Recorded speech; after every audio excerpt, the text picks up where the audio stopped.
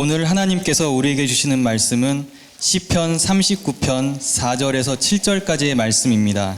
시편 39편 4절에서 7절까지의 말씀입니다. 구약성경 831면입니다. 이제 하나님의 말씀을 봉독합니다. 여호와여, 나의 종말과 연한이 언제까지인지 알게 하사 내가 나의 연약함을 알게 하소서. 주께서 나의 날을 한 뼘 길이만큼 되게 하심에 나의 일생이 주 앞에는 없는 것 같사오니 사람은 그가 든든히 서 있는 때에도 진실로 모두가 허사뿐이니이다. 진실로 각 사람은 그림자같이 다니고 헛된 일로 소란하며 재물을 쌓으나 누가 거둘는지 알지 못하나이다. 마지막 절을 다 같이 읽겠습니다. 주여, 이제 내가 무엇을 바라리요? 나의 소망은 주께 있나이다. 아멘. 할렐루야. 할렐루야. 예. 할렐루야. 내가 볼 때는 이쪽이랑 비긴 것 같아. 이길 거지? 어디 보자. 할렐루야. 오케이. 할렐루야.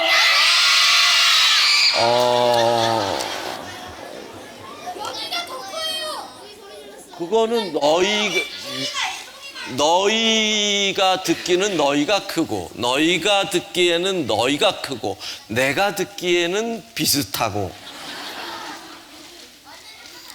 그치? 똑같지? 네가 듣기도 똑같지? 그래. 아니야? 그러면 이게 여기까지 같은 편이야? 이렇게 같은 편이야? 근데 왜 너희는 아멘 안 했어? 했어? 미안해. 너 앞니 빠졌다 얘. 예.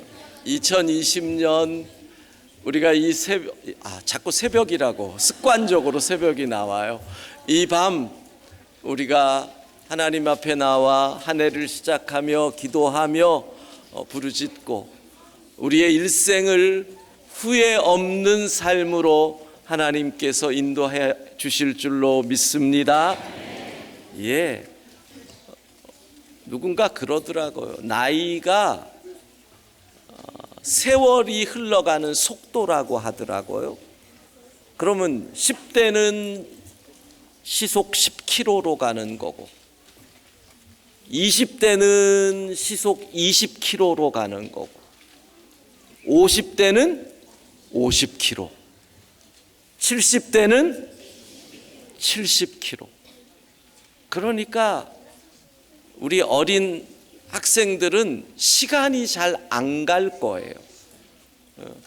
왜 이렇게 내가 언제 어른이 되나 싶을 건데, 어른들은 왜 이리 시간이 잘 가나? 자고 났더니 70이야. 야, 얼마나 시간이 빠른지 몰라요. 자고 났더니 80이란 말이에요. 그러니까 그렇게 시간이 빨라요. 오늘 본문 5절에 보면 주께서 나의 날을 한 뼘 길이만큼 되게 하심이에 나의 일생이 주 앞에는 없는 것 같사오니 사람은 그가 든든히 서 있는 때에도 진실로 모두가 허사뿐이니이다. 우리의 인생의 날이 한 뼘 길이밖에 안 된다는 거. 한 뼘. 딱 요번에 보니까 이게 딱 잡혀요. 여기 위험지대 요쪽, 위험지대 요쪽, 위험지대 이쪽, 예, 우범지대 이쪽, 요게 딱 잡혀 들어오네요. 딱 보이네요. 예. 특심을 하면서 제가 너무너무 좋은 거는 모든 성도들이 다 이렇게 나오니까 너무 좋은데, 특세에 비해서 정말 힘든 것은 특세 때는 애들이 바글바글해도 거의 자고 있다는 거. 그래서 앞에서 목사가 뭐라 그래도 이러니까 대충 끝날 시간 오늘의 메뉴 소개할 때 외에는 다 그냥 자는데 얘네들이 얼마나 정신이 반짝반짝한지 옆에서 저한테 시비 걸고 깐족거리고 아까 나올 때는 어떤 애가 나한테 물어보는 거예요. 목사님, 홍해 바다랑 여리고랑 똑같은 거예요? 이걸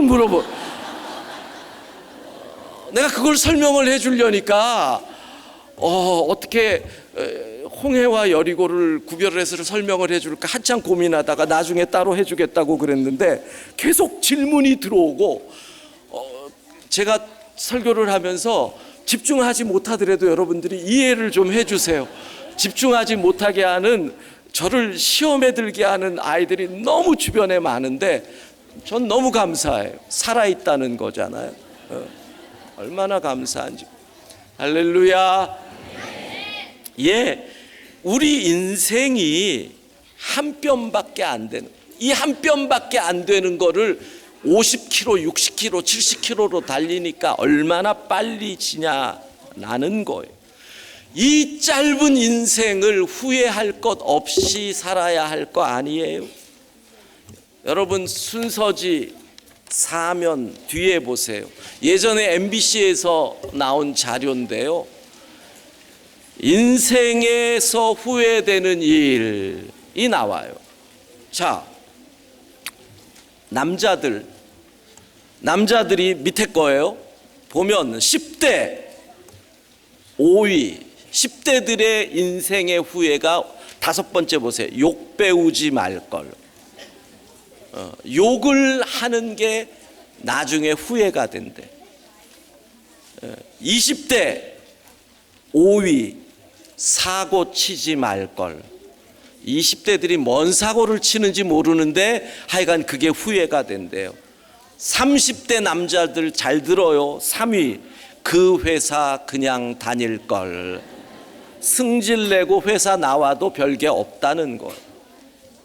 근데 30대 남자, 40대 남자 4위가 똑같아. 그 여자 잡을걸. 아니, 40대 돼가지고 이제 그 여자 잡을 걸 후회하면 뭐해요? 지금 바꿀 거예요? 참. 50대 남자 2위 보세요. 겁 없이 돈 날린 것. 50대 정도 되면은 남자들이 대충 옛날에 겁 없이 돈 쓴 것이 후회가 될 때가 된 거죠. 60대 되니까 이게 후회가 돼요. 술 줄이고 건강 챙길 거를. 옛날에 술 많이 마신 게 후회가 돼요. 70대 1위 남자들, 아내 눈에 눈물 나게 한 것. 결론은 뭐예요? 남자는 철이 70이나 돼야 든다. 참, 후회하는 거 보세요. 여자의 후회. 10대 때 5위, 좋은 친구 사귈 걸. 좋은 친구인 줄 알았는데 그게 좋은 친구가 아닌 확률이 높다는 거예요. 20대 2위, 엄마 말 좀 들을 걸. 엄마 말 좀 들을 걸. 20대 청년들, 너는 아직 20대가 아니란다 얘야. 너는 내가 볼 땐 10대도 아니다. 엄마 말 들을 걸. 20대 여자들의 후회의 2위가 그거예요.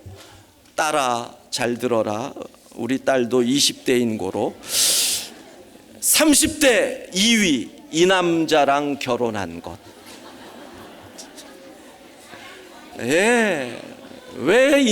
왜 그놈이랑 결혼을 해가지고. 40대 2위, 애들 교육 신경 더 쓸 걸. 50대 되면서부터 확실히 여자들이 철이 남자들보다 20년 일찍 들어요. 여자들이. 50대 4위, 남편 바가지 긁은 거. 50대 후회해요. 60대 4위 좀 보세요. 이 집안에 시집 온 거. 내가 볼 때는 30대부터 그게 후회야. 40대도 후회고 50대도 후회인데 60대에 표현하는 대한민국 엄마들의 뭐라고 할까 이 현모양처형 엄마들의 마음이죠. 60대까지 표현 안 한 거예요. 70대 드디어 여자도 철이 들었습니다. 2위 먼저 간 남편한테 잘해줄 걸. 이미 갔는데 뭐 하겠어. 그런데 여러분 보세요. 자, 얘들아 너희도 잘 들어봐라. 여자들 10대부터 40대까지 후회하는 거 1위 뭐예요? 공부할 걸. 10대도 공부할 걸 후회해. 20대. 근데 50대 3번이 뭐예요? 공부 좀 할 걸. 여자 60대 2번 배우고 싶었는데 못 배웠다. 70대 1번 배우고 싶었는데. 그러니까 여자들의 모든 후회의 1번이 뭐예요? 공부할 걸. 다를 거예요. 어떤 분은 가정이 못 받쳐줬다라는 것도 있고, 어떤 분은 형편이 됐는데 내가 게을렀다는 이유도 있고, 어떤 이유든 간에 공부 안 한 게 후회. 남자 10대 1위 공부, 20대 1위 공부, 30대 1위 공부, 40대 1위 공부, 50대 1위 공부, 60대 4위 배우고 싶었는데, 70대 3위 배우고 싶었는데. 여러분 무슨 얘기예요? 10대의 후회가 계속 반복된다는 거. 그 말은 지금 공부해야 할 때 공부 안 하면 오늘 특심 설교 내용을 부모님들이 너무 좋아할 것 같아요. 부모님들에게 너무 만족스러운 설교를 제가 하고 있는 게 아닌가. 네가 지금 나한테 그런 거 아니지? 말려주세요라고 얘기한 걸 나한테 그런 거니? 저기서 그러는 거예요. 애가 말려주세요 그래요. 그 설교 말려주세요인지. 여러분, 남녀 불문, 연령 불문, 가장 큰 후회는 그때에 내가 해야 할 공부를 하지 못했다라는 거예요. 그 다음 후회가 두 번째가 뭐예요? 가족과 이웃에게 사랑을 표현하지 못한 거. 알면 고칠 수 있기를 바랍니다. 자, 40대 남녀 불문 손 들어봐요. 40대 남녀 불문 손 들어봐요. 손 들어봐요. 40대 얼마? 2층도 40대 한번 손 들어보세요. 40대 바짝 들어봐요. 바짝 들어봐요. 손 내리세요. 40대 가장 큰 후회가 뭐라고요? 공부. 40대도 해야 할 공부 하셔요. 50에 가서 또 후회해요. 꼭 무슨 학위를 하라는 게 아니라 그 나이에 내가 필요한 배움을 배우는 것. 10대 손 들어봐요. 10대 10대 아유 10대. 자, 손 내려요. 10대 때 제일 후회하는 게 뭐다?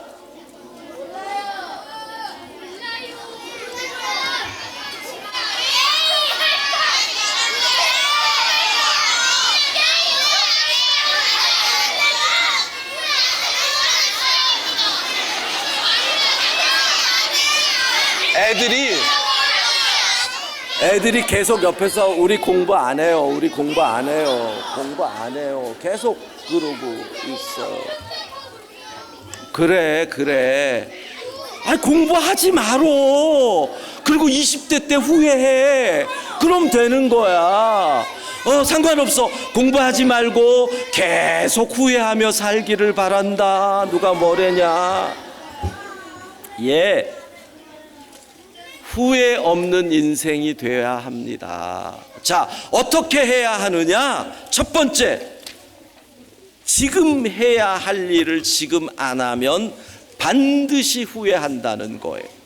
디모데전서 4장 12절, 13절, 15절 같이 읽습니다. 누구든지 내 연소함을 없인 여기지 못하게 하고 오직 말과 행실과 사랑과 믿음과 정절에 있어서 믿는 자에게 본이 되어 내가 이를 때까지 읽는 것과 권하는 것과 가르치는 것에 전념하라. 이 모든 일에 전심전력하여 너의 성숙함을 모든 사람에게 나타나게 하라. 예, 바울이 제자이자 영적 아들인 디모데에게 하는 얘기가 뭐예요?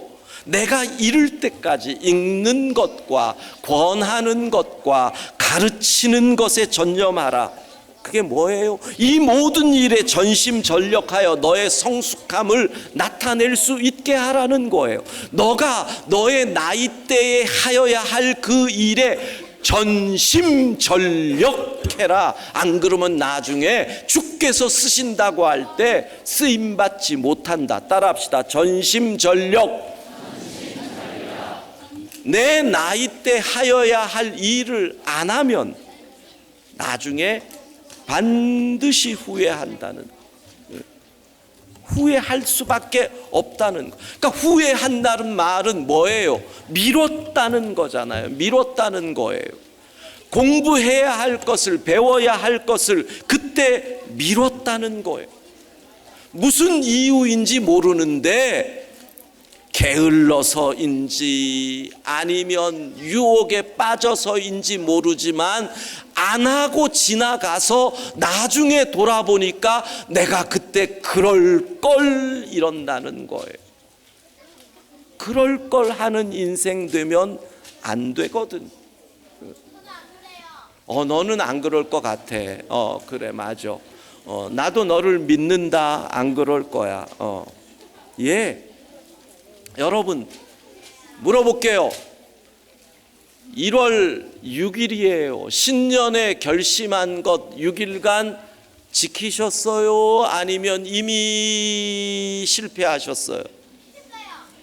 너는 지켰을 거야. 믿어, 내가. 예. 우리가 그래요.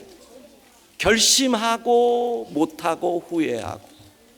기억하셔야 돼요. 지금 해야 할 일을 지금 해야 후회하지 않아요.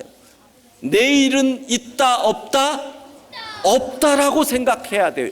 내일이 오지만 내일은 없다라고 생각하며 오늘을 살아야 한다는 거예요. 내일부터 사랑하는 게 어디 있어요? 내일부터 공부하는 게 어디 있어요? 내일부터 믿음 생활 열심히 한다는 사람 치고 내일부터 믿음 생활 열심히 하는 사람 봤어요? 내일부터 술 끊는다는 사람 치고 내일부터 술 끊는 사람이 어디 있냐라는 거예요. 오늘이 그날이에요. 오늘이 내가 실천할 날, 오늘이 내가 바꿀 날, 오늘이 내가 행동으로 옮길 날. 오늘을 하나님이 우리에게 주신 것은 오늘 하라고 주신 줄로 믿습니다. 오늘 해야 돼요. 내일 아니에요. 내일 아니에요. 여러분, 오늘이 얼마나 귀해요. 이런 말 들어봤어요? 어제 죽은 그 사람이 그렇게 기다리던 날이 오늘이래요. 기가 막힌 날 아니에요, 오늘이? 어제 죽은 그분이 그렇게 사모하던 날이 오늘이래요. 그 오늘을 살고 있어요. 지금 할 일을 하는 거예요. 두 번째, 지금 할 일이 뭐냐? 더 많은 감사와 더 많은 사랑을 표현하지 않으면 반드시 후회한다라는 얘기예요. 로마서 16장 3절 4절 같이 읽도록 하겠습니다. 너희는 그리스도 예수 안에서 나의 동역자들인 브리스가와 아굴라에게 무난하라. 그들은 내 목숨을 위하여 자기들의 목까지도 내놓았나니 나뿐 아니라 이방인의 모든 교회도 그들에게 감사하느니라. 아멘. 여러분, 바울이라는 사람이요, 얼마나 냉정한 사람인지 몰라요. 바울은요, 그의 삶을 보면은 언제나 이런 걸 생각했던 사람이에요. 하늘의 복을 생각하고 하늘의 영광을 생각하고 하늘에서 받을 복을 귀하기 때문에 이 땅에서 칭찬한다든가 이 땅에서 무엇을 준다든가 이거를 거절했던 사람이에요. 근데 바울이 말년에 가면 로마서 같은 데 읽어보면은요, 마지막 16장에 수고한 사람들의 이름과 그들의 수고가 쫙 나와요. 그리고 감사를 표현해요. 왜 그런 줄 아세요? 바울이 내가 하나님 앞에 가기 전에 감사할 것을 감사해야 하는구나.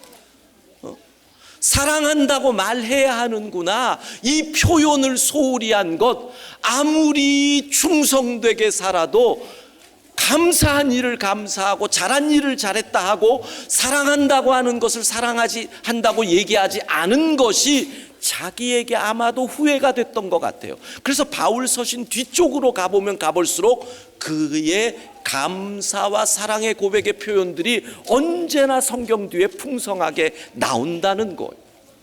그래서 바울은 우리가 읽은 본문에서도 브리스길라와 아굴라에게 어떻게 얘기해요? 내 목숨을 위하여 자기들의 목까지 내놓은 사람이다. 나는 그들에게 감사한다. 표현하는 것. 요한복음 21장 15절 같이 읽습니다. 그들이 조반 먹은 후에 예수께서 시몬 베드로에게 이르시되 요한의 아들 시몬아 네가 이 사람들보다 나를 더 사랑하느냐 하시니 이르되 주님 그러하이다. 내가 주님을 사랑하는 줄 주님께서 아시나이다. 이르시되 내 양을 먹이라 하시고.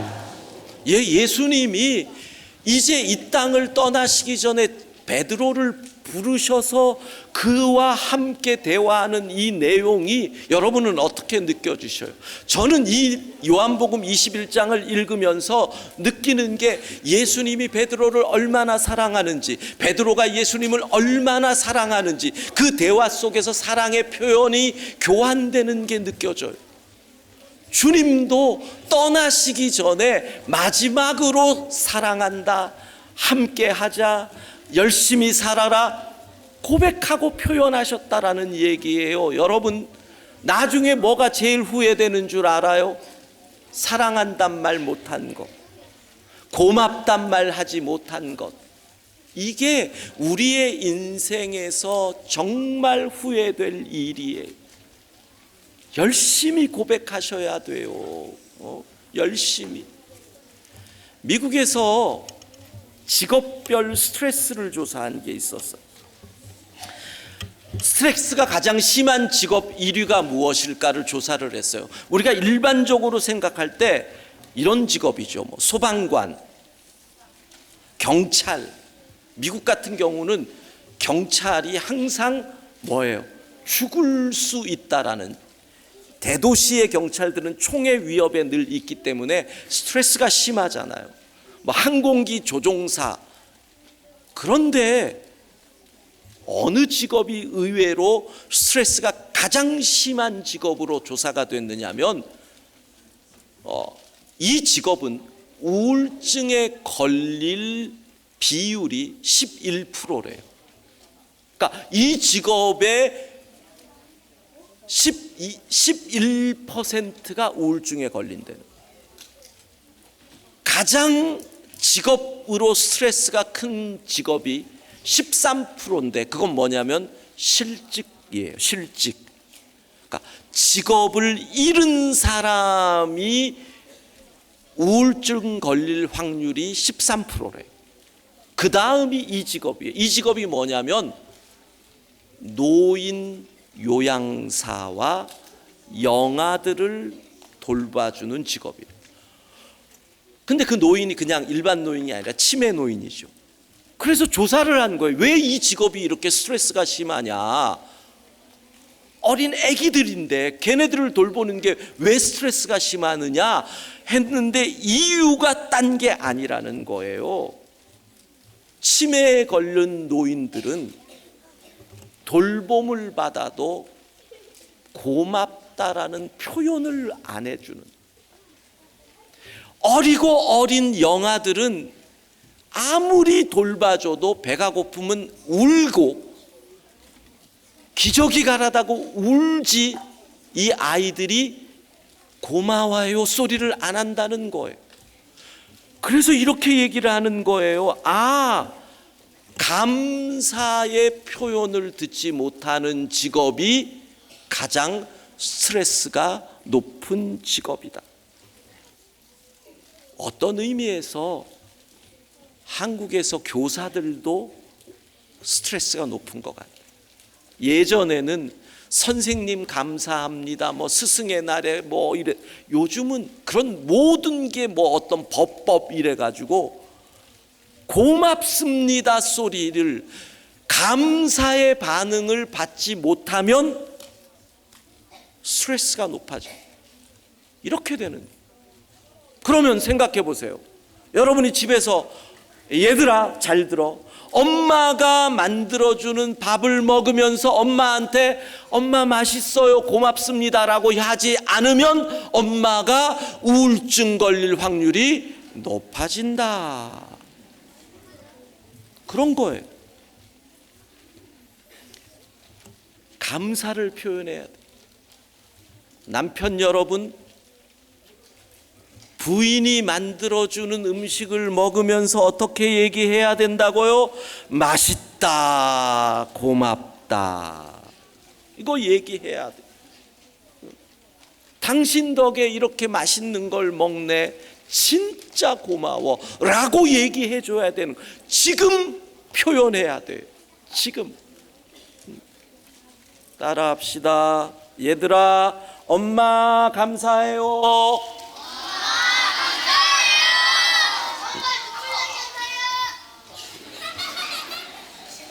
얘가 지금 뭐라 그랬냐면 엄마 눈물 나게 감사해요 라고 했는데 진짜 감사하니? 네! 다시 시작. 엄마 감사해요. 시작. 감사해요. 너희도 엄마, 너희는 아빠 감사해요 한번 하자. 시작. 아빠는 별로 안 감사하니? 예. 여러분, 우리가 이 자리에 있는 것이 주의 은혜 아닙니까? 다 같이 하나님 감사합니다. 표현하셔야 돼요. 따라합시다. 하나님 사랑합니다. 감사와 사랑을 표현하셔야 합니다.